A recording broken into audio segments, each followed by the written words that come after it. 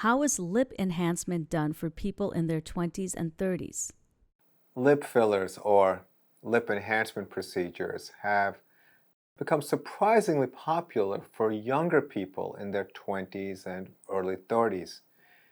If you're in this age group and you're considering lip enhancement, it's important to understand a few things before you decide to move forward.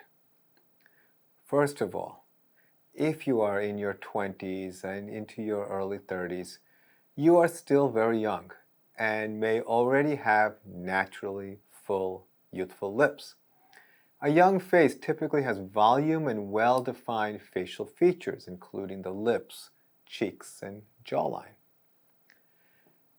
It's often stated that influencers on social media platforms are driving younger people to look at themselves differently in comparison to previous generations.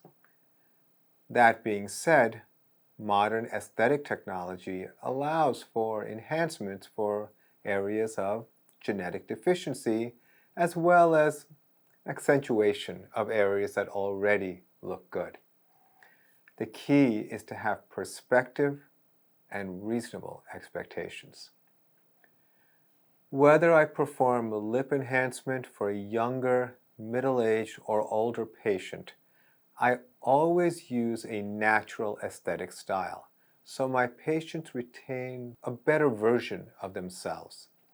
For example, I use the golden ratio as a guideline for balance and lip volume, as well as how the lips fit with other facial features.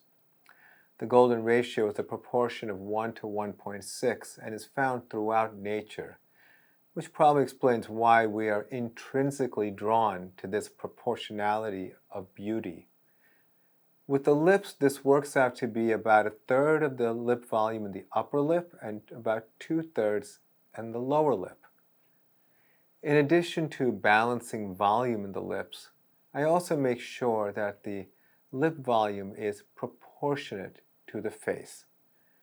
There is an inverted triangle of beauty which has been generally accepted as to which areas of the face are most concentrated upon during social interaction.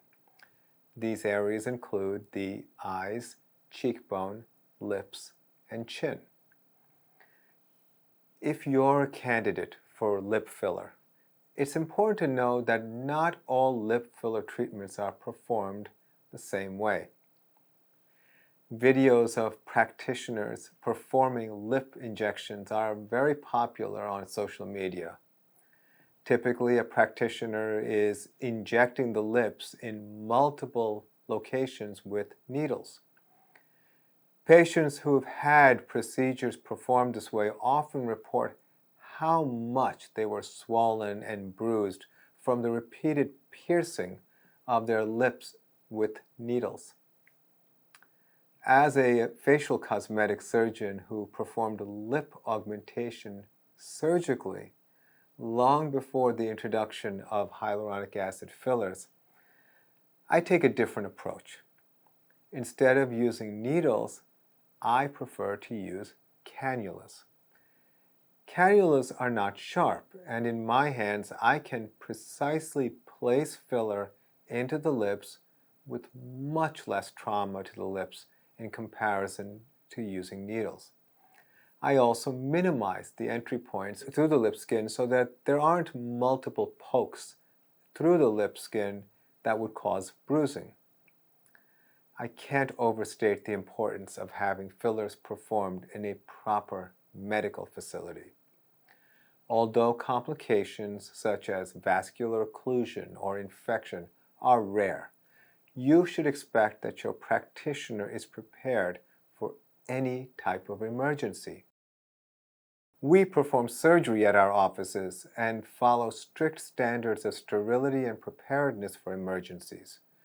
We follow the same standards for our non-surgical procedures, such as a lip enhancement.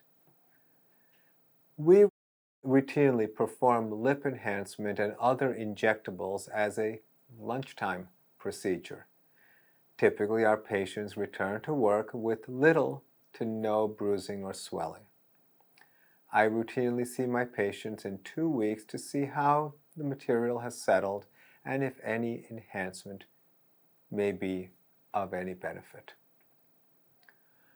While I don't often recommend lip enhancement for young people who already have naturally full lips, I do perform enhancement for some people who have genetically thinner lips.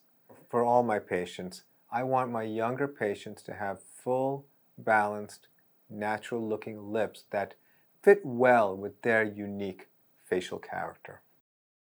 I hope this information from my experience helped you. If you are interested in recommendations for your individual situation, you may contact us through our websites or call our offices to schedule a consultation. Thank you.